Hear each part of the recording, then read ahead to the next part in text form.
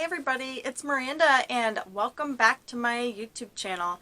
Today we are going to be talking about the next step in the writing process, my writing process, which is revisions.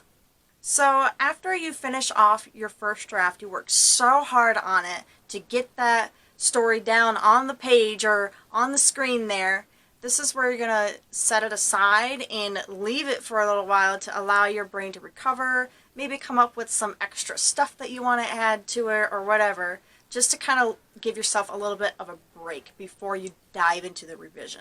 Because the revision is where you're going to open up that inner critic that you've been holding back in your head, and you're going to go ham attacking your story. You are going to essentially read through your entire draft and comment on everything that needs to be fixed before you send it off to be peer reviewed. So for me, this step tends to be a lot of adding stuff to it. So typically I'm adding this is where you would be adding things like developing character relationships, developing characters in general. You're going to be filling in any plot holes that you might find within your draft, making sure that your timeline of events makes sense and isn't choppy or incomplete in any way. You're also going to want to make sure that your world is developed and explained enough, depending on what kind of story you're writing. You're also going to be looking a lot at your plot, making sure that that's added, making sure that you add in or complete any side plots that you have going on, and essentially you're just fine-tuning the bare structure of the story so that way it's ready for your peer review audience. That way there's an abundance of information for them to go through, kind of making the story as complete as you can. Now you notice that I haven't really mentioned anything about checking for grammatical or passive versus active tone or tense.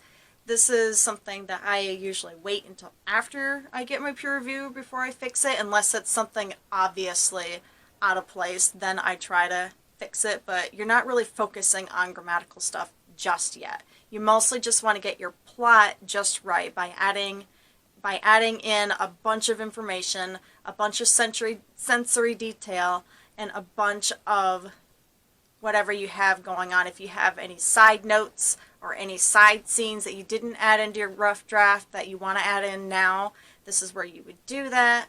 Typically by now your story is starting to deviate a little bit away from the original idea that you had written down, because it's been a few months by now.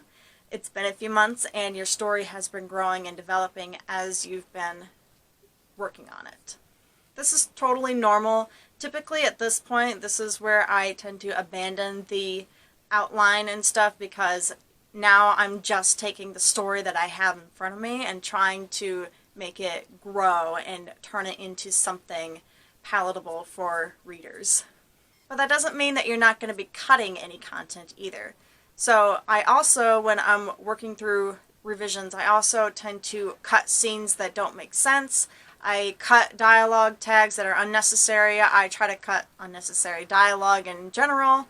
Unnecessary scenes that do not really relate to the plot can be removed. If you don't want to delete it totally, then what I do is I cut the scene out of the book and I paste it into a different file and label it as the cut scene of this chapter. That way, if I decide later that I want to add it back in, I can actually copy and paste it back in and revise it a little bit. Essentially, for me, the revision process is a lot of adding, polishing off the basic plot and the character development of the story to get it ready for peer review. It's still not going to be a totally beautiful, pristine draft just yet, but it's also not going to be the scratchy work that you wrote at 3 a.m. when you hadn't been sleeping for the past 24 hours or whatever. Some ideas to help you kind of get through this revision process. This tends to be the longest step for me because it takes me so long to fill in all of those plot holes, is to have a writer's notebook by your side. That way, if you're not in front of your book right at the moment, you can take notes on it as you think of stuff to add in. Typically working one chapter or one group of chapters at a time helps me out a lot, especially if I have to add chapters in, which is typically what happens in this step for me. I tend to add a lot of chapters into the book to make it from 12 chapters to 24 chapters. You can also try focusing on one thing at a time, maybe reading through your novel more than once and saying, okay, this read through is going to be focusing just on character development. Okay, this read through is going to be just on filling in plot holes, and so on and so forth. Just making a checklist of everything that you want to make sure that you have fleshed out before you submit to your peer reviews, and reading through and just focusing on one thing at a time. The revision process is a pretty long process, a pretty long part of the writing process, depending on how much time you're spending actually fixing your work. But depending on how much time you're spending on fixing up all of the plot stuff in your work. So this could take anywhere from a month to 2 to 3 months.